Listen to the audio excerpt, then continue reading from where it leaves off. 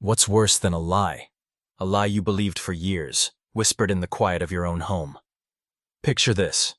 A man opens his front door, expecting his wife, only to find her standing there with a stranger's arm around her, a smug smile on her face, and two kids who don't belong. If that image twists something in your gut, hit that like button. If you've ever felt the sting of betrayal, leave a period in the comments. And if you're ready for more stories of broken promises, subscribe to Broken Vows. This is where vows crumble, where betrayers are exposed, and this is how one man's world fell apart. I used to think loyalty was a given, that my life, our life, was untouchable. My name's Ethan Carter, and this is my cheating wife story, straight from the ashes of what I thought was a happy marriage. For 12 years, I built a life with my wife, Lauren. We had a cozy house in a quiet suburb, a backyard where our son, Caleb, played catch, and a rhythm to our days that felt like forever.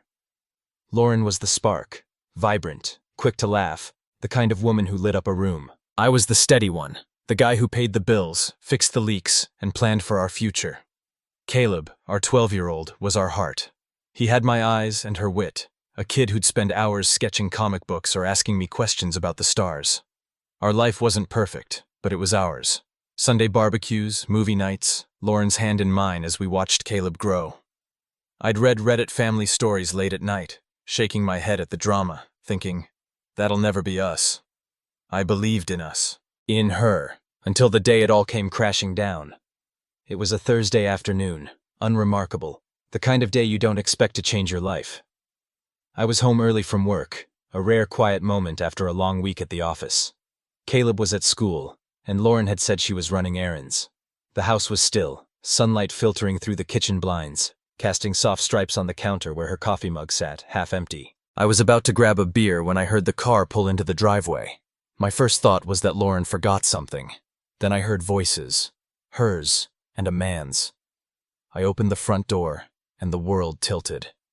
There she was, Lauren, my wife of 12 years, standing on our porch. But she wasn't alone. A man, tall, tanned, with a polished smile that screamed money, stood beside her, his arm draped around her like he owned her. Behind them, two boys, maybe 8 and 10, shuffled awkwardly, clutching backpacks. Lauren's outfit was different. Tight, bold, nothing like the jeans and sweaters she usually wore. Her lips curled into a smirk, and her eyes locked onto mine with a defiance I'd never seen. "Ethan," she said, her voice dripping with something I couldn't name. "This is Ryan and his boys, Lucas and Max. They're staying with us for a while. It's time we stopped pretending." Pretending. The word hit like a slap. She brushed past me, leading Ryan and his kids into our home like she was staging a takeover. My chest tightened, my mind racing to catch up. Who was this guy? Why was he here, in my house, with my wife acting like she'd already rewritten our story? I stood frozen in the doorway, watching Ryan's expensive loafers tread across my living room rug, his kids eyeing the furniture like they were sizing up their new territory. "Caleb's still at school," Lauren said, tossing her purse onto the couch. "We'll talk to him when he gets home." She didn't even look at me, just started showing Ryan around like I was invisible. My home, our home, felt like a stage for her new life. I wanted to scream, to demand answers, but my voice caught in my throat. All I could do was follow them, a stranger in my own house. That evening, Caleb came home, his backpack slung over one shoulder, his sketchbook tucked under his arm. He stopped short when he saw Ryan and his kids sprawled on the couch, eating chips from our pantry. Lauren knelt in front of him, her voice syrupy, like she was trying to sell him something. "Caleb, honey, things are going to change a little. Ryan's important to me. He makes me happy. You'll like him and his boys." Caleb's face was unreadable, but his eyes flicked to me, searching for something solid. Then Lauren leaned closer, her voice low but not low enough. "Ryan's the one keeping me warm now, sweetheart." The words sliced through the air, sharp and deliberate. My fists clenched, heat rushing to my face. I wanted to grab her, to shake her, to demand how she could say that to our son. But before I could move, Caleb stepped forward, his small frame trembling but his voice steady. "You're not my mom anymore," he said, his words cutting through the room like a blade. Lauren froze, her mouth half open. Ryan shifted uncomfortably, his perfect smile faltering. The boys stopped chewing, their eyes wide. Caleb kept going, his voice growing stronger. I saw your messages, Mom. You called me a roadblock, said I remind you too much of Dad. The room went silent, the kind of silence that feels like it's holding its breath. Lauren's face twisted, shock, then rage. You little, she started, but I stepped between them, my heart pounding. Don't, I said, my voice low, dangerous. Don't you dare. I'd spent years building a life for us, believing every late-night conversation, every shared dream, meant something. Now it was unraveling in front of me, and I didn't know who I was angrier at. Lauren for betraying us, or myself for not seeing it. I'd read Reddit cheating stories, shaking my head at the clueless husbands. But here I was, living one. Had I missed the signs? The late nights she said were work? The way she'd started locking her phone? Or was I just too busy being the good husband to notice her slipping away? Caleb's words echoed in my head. You're not my mom anymore.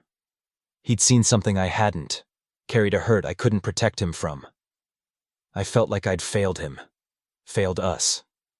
But standing there, watching Lauren's facade crack, I realized something else. I wasn't the one who'd broken this family. She had. That night, after Ryan and his kids retreated to the guest room, like they already belonged there, I pulled Caleb aside. What messages? I asked, my voice barely above a whisper. He looked down, his fingers tracing the edge of his sketchbook. I saw her phone a few weeks ago, he said. She left it open. She was texting him. Said I was holding her back. That she couldn't wait to be free. My stomach churned. I wanted to hug him, to tell him none of this was his fault. But he kept going. I didn't tell you because I thought maybe she'd change her mind. His voice cracked, and I pulled him into my arms, feeling his small shoulders shake. You don't have to carry that alone, I said. Not anymore. I couldn't sleep that night. Lauren's betrayal wasn't just a fling. It was a calculated exit, and she'd dragged our son into her lies. But I wasn't as clueless as she thought. For months, I'd been collecting pieces of the truth, tucking them away like ammunition. Screenshots of her late-night texts, receipts from hotels I'd never been to. And then there was the goldmine, Ryan's social media, where he'd bragged to his buddies about stealing her from her boring husband.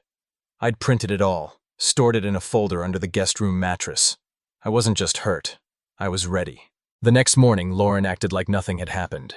She made coffee, chatted with Ryan's kids, played the perfect hostess in my house. But when Caleb ignored her, her mask slipped. You're turning him against me, she hissed at me when we were alone in the kitchen. You're making this harder than it needs to be. I laughed, a cold, bitter sound. You brought a stranger and his kids into our home, Lauren. You told our son he's a roadblock. And you think I'm the problem? Her eyes narrowed, but I wasn't done. I pulled out the folder, slapping it on the counter. I've been documenting. Every text. Every lie. Every time you chose him over us. Her face went pale, then red. You've been spying on me? She snapped, her voice shaking. No, I said, leaning closer. I've been protecting what's mine. For the first time, I saw fear in her eyes. She tried to laugh it off, but it was hollow. You're pathetic, she said. You think this changes anything? It changes everything, I replied. If Caleb's words made your heart skip a beat, you know what betrayal feels like. A child shouldn't have to call out his own mother's lies. If you've ever felt that kind of hurt, leave a period in the comments. Subscribe to Broken Vows. The truth deserves to be heard. Lauren didn't back down. She doubled down, playing the victim to anyone who'd listen. She started texting me accusations, claiming I was emotionally distant, that I'd driven her to Ryan. She even tried to spin it to Caleb's school counselor, saying I was poisoning him against her. But Caleb wasn't buying it. One day, she showed up at his school, unannounced, begging him to come with her for ice cream. I miss you, she said, her voice dripping with fake sweetness. Caleb just stared at her. I don't want to see you, he said, and walked away. When he told me about it, his voice was quiet but firm. I used to hope she'd come back, Dad. Now I just want her gone. My heart broke for him, but I was proud too. He was stronger than I'd ever been at his age. I sat him down that night, careful with my words. Your mom made choices I can't undo, I said. But I'll always be here, no matter what. He nodded, his eyes steady. I know, Dad. I see it. Lauren wasn't done. A week later, she showed up at the house, dressed to kill. Black dress, heels, her hair swept up like she was auditioning for a role. I want to talk, she said, her voice soft, almost pleading. For Caleb. I let her in, but I wasn't fooled. She sat on the couch, crossing her legs, her eyes searching mine. I messed up, Ethan. Maybe we can fix this, for him. I didn't buy it, not for a second. You cheated, Lauren, you lied. You humiliated us, then tried to blame me to cover your guilt. That's not a wife, that's a coward. Her face hardened, but she kept up the act. Caleb needs a family, she said. We could try again. Caleb overheard from the hallway. He stepped into the room, his sketchbook clutched to his chest. You shouldn't stay, he said, his voice calm but final. Lauren's eyes widened, then filled with tears. You'll regret this, she said, her voice breaking. Caleb didn't flinch. No, he said. I'll remember why. The air in the house felt heavier after Caleb's words landed. Lauren's tears weren't real. They were a performance, one I'd seen too many times. She stood there, her black dress clinging to her like armor, but her eyes betrayed her. They weren't pleading for forgiveness. They were calculating. You'll both regret this, she said again, softer this time, like a threat wrapped in velvet. Caleb didn't move, his sketchbook still pressed against his chest, his gaze steady. I'm not the one who left, he said. Lauren flinched, then turned and walked out, her heels clicking against the hardwood floor. The door shut behind her, and for a moment, the silence was deafening. But it wasn't peace. It was the calm before the storm. I looked at Caleb, his small frame silhouetted against the dim glow of the living room lamp. You okay, buddy? I asked. He nodded, but his eyes were distant, like he was carrying a weight I couldn't see. I just wanted to be us again, he said. My heart twisted. I wanted to promise him that, to erase the last week and go back to our Sunday barbecues, but I knew better. Lauren wasn't done. People like her don't just walk away. They claw, they scheme, they rewrite the story to make themselves the hero. I'd read enough Reddit cheating stories to know how this played out. But this wasn't a thread on a screen. This was my life, my son, my fight. The next few days were a blur of tension. Lauren didn't come back to the house, but she didn't disappear either. She started flooding my phone with texts, long rambling messages that swung between apologies and accusations. I made a mistake, Ethan, but you pushed me away, one read. You were always working, always distracted. Ryan saw me when you didn't. I didn't respond. What was there to say? She'd chosen to torch our family, and now she was blaming me for handing her the match. Then she went lower. She started calling Caleb's school, leaving voicemails for his teachers, claiming I was unstable and turning him against her. She even showed up at his soccer practice, standing on the sidelines in a tailored coat, waving like nothing had happened. Caleb ignored her, kicking the ball with a focus that broke my heart. When I picked him up, he climbed into the car and said, She keeps trying to act like she cares, but I know she doesn't. I gripped the steering wheel, my knuckles white. You don't have to see her if you don't want to, I said. He nodded, but I saw the flicker of doubt in his eyes. He was 12, caught between wanting his mom and hating her for what she'd done. Lauren's next move was bolder. She filed a formal complaint with Family Services, accusing me of emotional abuse. The letter arrived on a Tuesday, stamped with official letterhead, claiming I was alienating Caleb from his mother. My stomach dropped as I read it, the words blurring on the page. Alienating? I was the one holding him together while she paraded her new life in our faces. I sat at the kitchen table, the folder of evidence open in front of me, and felt a cold resolve settle in. This wasn't just about saving face anymore. This was about protecting my son. I wasn't alone, though. My sister Hannah had been watching from the sidelines, her quiet anger simmering. She'd never liked Lauren, always said she was too charming for her own good. When I told her about the complaint, she didn't hesitate. You need a lawyer, Ethan, she said, her voice firm. And not some small-town guy. Someone who'll bury her. Hannah worked in PR, knew people who knew people. By the end of the week, she'd connected me with Claire Dawson, a family law attorney with a reputation for dismantling liars in court. Claire was sharp, no nonsense, with eyes that seemed to see through people. When I showed her the folder, screenshots, receipts, Ryan's boastful DMs, she didn't flinch. "This is good," she said, flipping through the pages. "But we need more. We need to show the judge what she's really like." Claire suggested hiring a private investigator. I hesitated. Spending money I didn't have felt like a gamble, but Hannah insisted. "You're not just fighting for you," she said. "You're fighting for Caleb." So I agreed. The PI, a guy named Tom, was ex-military, all business. He didn't promise miracles, just results. "Give me a week," he said. "I'll get you something." I didn't know what to expect, but I trusted him. I had to. As the days passed, I started to question myself. Was I doing the right thing, dragging this into court? Part of me wanted to let Lauren go, to let her fade into her new life with Ryan and his snack-stealing kids. But every time I looked at Caleb, sketching quietly at the kitchen table, I knew I couldn't. She'd hurt him, called him a roadblock, made him feel like he was in the way of her happiness. I'd read cheating wife Reddit threads where kids were collateral damage, left to pick up the pieces of their parents' choices. I wouldn't let that be Caleb's story. But the fight was taking its toll. I wasn't sleeping, barely eating. My mind stuck on a loop of Lauren's smirk, Ryan's arm around her, Caleb's trembling voice. One night, I found Caleb awake, staring at the ceiling in his room. "Dad," he said, his voice small, "what if she wins? What if they make me live with her?"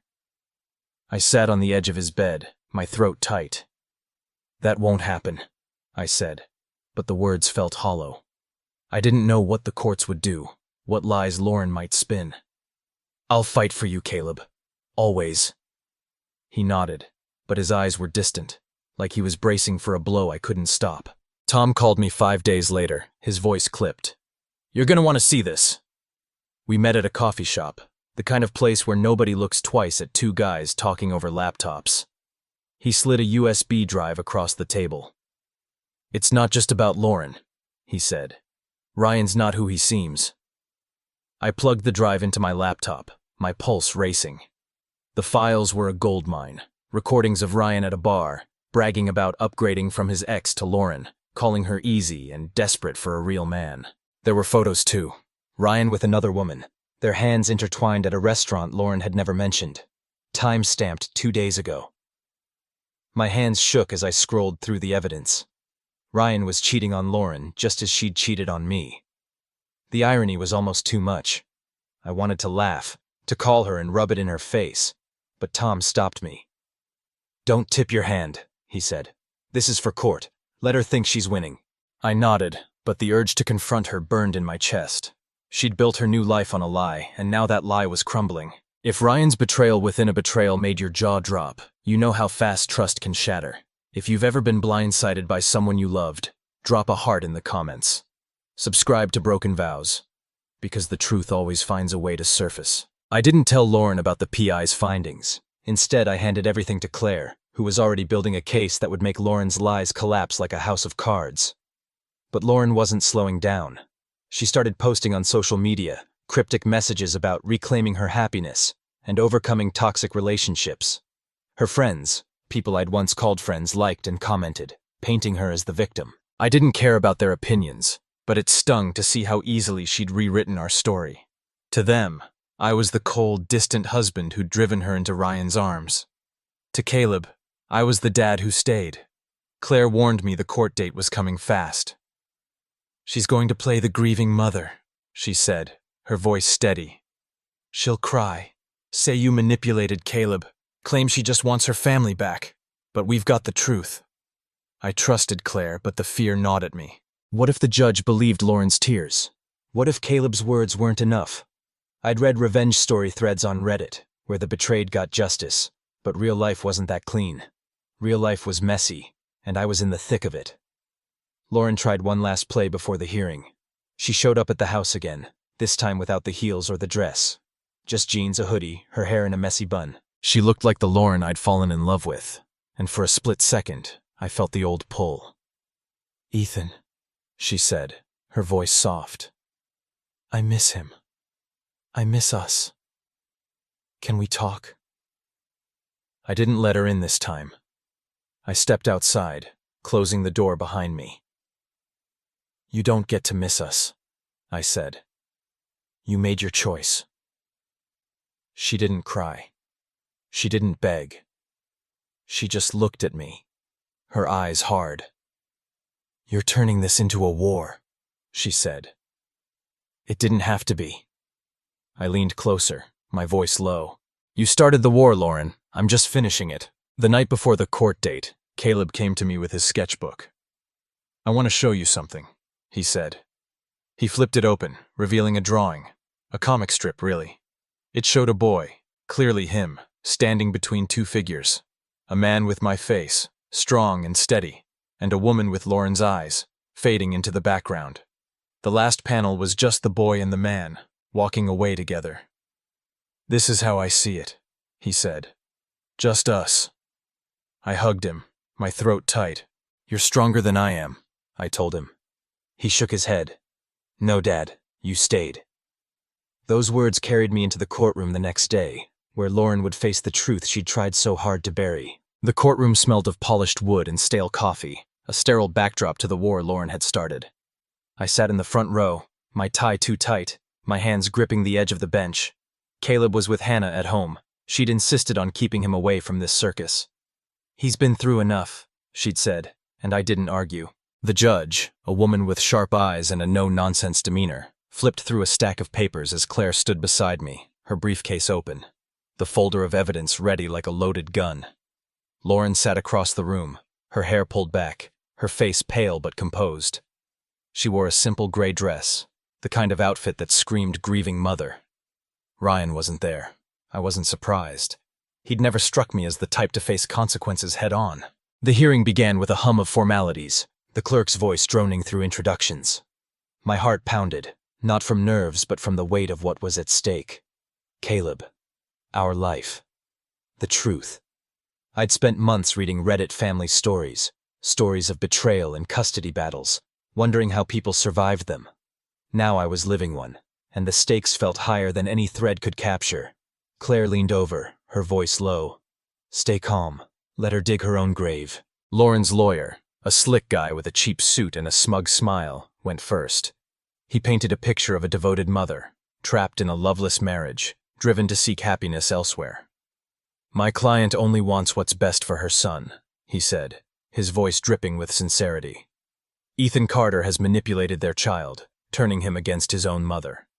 Lauren dabbed at her eyes with a tissue, her shoulders trembling just enough to sell the act. The judge's expression didn't change, but I saw her pen pause, her eyes narrowing slightly. I clenched my jaw, fighting the urge to stand and call her out. Claire's hand on my arm kept me grounded. When it was our turn, Claire didn't waste time. She stood, her voice steady but sharp, like a blade cutting through fog. Your Honor, Lauren Carter abandoned her family. She moved her partner and his children into their home without warning, humiliated her husband, and dismissed her son as a roadblock to her new life. She slid the folder across the table, its contents meticulously organized. Screenshots of Lauren's texts, hotel receipts, Ryan's DMs bragging about stealing her from her loser husband. The judge raised an eyebrow as she scanned the pages, her fingers lingering on the printed messages where Lauren called Caleb an obstacle. Claire didn't stop there. She called a witness, a teacher from Caleb's school who'd seen Lauren's erratic behavior. Ms. Thompson, a kind woman with glasses perched on her nose, described how Lauren had shown up unannounced, pressuring Caleb to leave with her. He was visibly upset, Ms. Thompson said. He told me he didn't feel safe with her. The words hit like a punch, and I saw Lauren shift in her seat, her tissue forgotten. Her lawyer objected, claiming hearsay, but the judge overruled him. I want to hear this, she said, her voice firm. Then came the PI's evidence. Claire played the recording of Ryan at the bar, his voice loud and smug as he bragged about Lauren being easy. The courtroom was silent except for the crackle of the audio. She was desperate to get out of that boring marriage, Ryan's voice sneered. Took her from her loser husband without even trying. I watched Lauren's face as the recording played. Her composure shattered, her eyes wide, her lips parting in shock. She hadn't known. She'd thought Ryan was her knight, her escape. Now she was hearing him call her disposable. Claire paused the recording and turned to the judge. This is the man Ms. Carter chose over her family. A man already unfaithful to her, as evidenced by these photographs. She presented the images Tom had found. Ryan with another woman, their hands linked, their smiles intimate. The judge's pen moved faster now, her face unreadable but focused. Lauren's lawyer tried to pivot, claiming the evidence was irrelevant to custody, but Claire was relentless. It speaks to her judgment, Your Honor. She prioritized a man who disrespects her over her own son. Lauren's tears were real now, but they weren't for Caleb. They were for herself, for the fairy tale she'd built in her head. I felt no pity. She'd chosen this path, and now it was crumbling beneath her. As the hearing stretched into hours, I felt the weight of it all pressing down. I'd wanted justice, but watching Lauren unravel didn't feel like victory. It felt like watching a fire burn out, leaving nothing but ash. I thought of Caleb's comic strip, the way he'd drawn us walking away together. That was what I was fighting for. Not revenge, not pride, but him. Still, doubt crept in. Was I doing this for Caleb, or was I trying to prove something to myself? To show the world I wasn't the boring husband Lauren had painted me as? I'd read cheating revenge stories on Reddit, stories where the betrayed came out on top, but they never mentioned the exhaustion, the quiet moments when you wondered if it was worth it. Claire sensed my hesitation during a recess. "You're doing the right thing," she said, her voice low but firm. "Caleb needs you to see this through." I nodded, but the fear lingered. What if the judge saw through Lauren's lies but still gave her a chance? What if Caleb had to face her again? Her tears, her manipulations. I couldn't let that happen. When the hearing resumed, Lauren took the stand. Her lawyer coached her well. She spoke softly, her voice trembling, her eyes fixed on the judge. "I made mistakes," she said. "I was unhappy, but I never stopped loving my son. Ethan has turned Caleb against me, poisoned his mind." She glanced at me, her gaze a mix of sorrow and accusation. "I just want my family back." It was a good performance, I'd give her that. The judge listened, her pen still, her face unreadable. But Claire was ready. She approached the stand, her heels clicking on the floor like a countdown. "Miss Carter," she began, "did you call your son a roadblock in a text to Ryan Bennett on June 12th? Lauren's face froze, her lips parting but no words coming out. Claire held up the printed message, the words stark against the white paper. "Did you tell your son, in your own home, that Ryan was keeping you warm now?" The courtroom was silent, the air thick with tension. Lauren stammered, her voice barely audible. I didn't mean it like that. I was upset." Claire didn't let up. "You moved your partner and his children into your family home without consulting your husband or son. You abandoned Caleb emotionally, then accused Ethan of alienation. Is that correct?" Lauren's eyes darted to her lawyer, but he couldn't save her. "I was trying to start over," she whispered. "For all of us." Claire turned to the judge. "Your Honor, Ms. Carter's actions show a pattern of self-interest, not motherhood. She's not here for Caleb. She's here to save face." The judge nodded slightly, her eyes on Lauren, who looked smaller now, her gray dress no longer a shield. The judge called for a brief recess before her ruling, and I stepped outside to clear my head. The courthouse hallway was cold, the fluorescent lights buzzing overhead. I leaned against the wall, my mind replaying Lauren's testimony. She'd played the victim so well, but Claire had torn through it. Still, I couldn't shake the fear that the judge might see her side, might believe her tears. I'd read Reddit cheating stories where the system failed the betrayed, where kids were forced into homes they didn't want. I couldn't let that be Caleb's story. When we returned, the judge's voice was calm but firm. "This case is about a child's well-being," she began. "I've reviewed the evidence, including Ms. Carter's communications and behavior toward her son. It's clear she prioritized her personal desires over her responsibilities as a mother." My heart leapt, but I stayed still, my hands clasped tightly. Mr. Carter has demonstrated stability and commitment to his son's emotional and physical safety. However, I believe Ms. Carter should have the opportunity to rebuild her relationship with Caleb, under strict conditions. My stomach dropped. Conditions? Claire's hand on my arm kept me from reacting. The judge continued. I'm granting full custody to Ethan Carter, Ms. Carter will have supervised visitation every other weekend, pending a therapist's evaluation of her ability to prioritize her son's needs. Lauren's face went pale, then red, her hands gripping the table. Her lawyer whispered something, but she shook him off, her eyes burning with rage. The judge wasn't done. Ms. Carter, your actions have consequences. If you fail to comply with the therapist's recommendations, visitation may be revoked entirely. The gavel fell, a sharp crack that echoed in my chest. It was over, or so I thought. Lauren didn't disappear quietly. The next week she started calling, leaving voicemails that swung between regret and venom. I miss him, Ethan. You've poisoned him against me, one said, her voice thick with tears. Then, hours later, you think you've won? We'll see. I blocked her number, but she found ways to reach out. Emails, messages through mutual friends, even a letter slipped under the door one night. Let's talk, it read. We can still fix this. I tossed it in the trash. Caleb was quieter now, his sketches darker, full of shadows and jagged lines.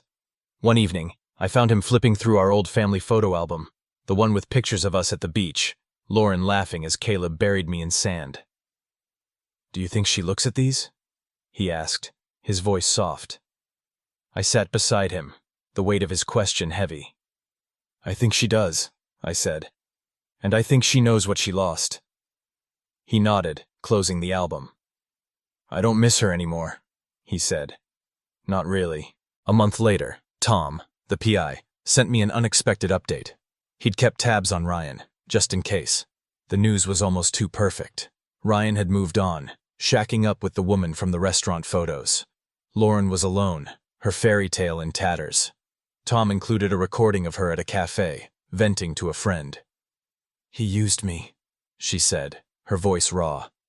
I threw everything away for him, and now he's gone. I listened to it once, then deleted it. I didn't need to hear her pain to feel the justice of it. I debated telling her I knew. The urge to twist the knife was strong. After all, she'd humiliated me, hurt Caleb, tried to take everything. But Claire's words echoed in my head. Let her dig her own grave. So I sent her one text, short and cold. Your fairy tale's over. Stay away from us. Her reply came fast, a flurry of question marks and demands. What are you talking about? I didn't respond. Let her wonder. Let her stew. Caleb and I started rebuilding piece by piece. Quiet mornings with pancakes, evenings playing catch in the backyard, laughter creeping back into our lives. But the scars were there. Caleb didn't talk about Lauren, but I saw her shadow in his sketches, in the way he'd pause when a car slowed near the house. I kept Claire's number on speed dial, just in case. Lauren's supervised visits hadn't started yet. The therapist's evaluation was still pending, but I knew she'd try something. She always did. One night, she showed up unannounced, her face bare, her hair a mess. She stood on the porch, her hoodie swallowing her frame. Can we talk? She asked, her voice small. I stepped outside, closing the door behind me. No, I said. She flinched, her eyes searching mine. Ryan's gone, she admitted, her voice breaking. I messed up, Ethan. I know that now. I didn't move. You didn't mess up, Lauren. You chose. You chose him over Caleb, over me, over everything. Her lips trembled, but I kept going. You don't get to walk back in because your new life fell apart. Caleb deserves better. She tried one last card. He needs a mother, she said. A family. I shook my head. I gave him a family. You broke it. Her face crumpled, but I felt nothing. Not anger, not pity, just clarity. The next day, Caleb came home from school, his backpack slung over one shoulder. He saw the porch, where Lauren's footprints still marked the dusty welcome mat. Was she here? He asked, his voice steady but guarded. I nodded. She wanted to talk. I told her no. He looked at me, his eyes older than they should be. Are you staying? He asked, echoing the question he'd asked her. I'm not going anywhere, I said. He nodded, a small smile breaking through. Good. Lauren didn't come back after that. Her voicemails stopped, her emails dried up. Maybe she finally saw the truth. Or maybe she just ran out of fight. Either way, Caleb and I moved forward. Not perfect, not whole, but honest. We didn't need her chaos anymore. We had each other. Some vows break quietly, but their echoes deafen you for years. Lauren's betrayal didn't just shatter a marriage. It forced a boy to grow up too fast, a man to rebuild from ashes. Ethan and Caleb found peace, not because they won, but because they chose truth over lies. What would you do in Ethan's place? Forgive? Fight? Walk away? Leave your thoughts below. And if this cheating wife story hit home, hit that like button. Subscribe to Broken Vows for more stories where trust is tested and truths are laid bare. Betrayal doesn't kill you.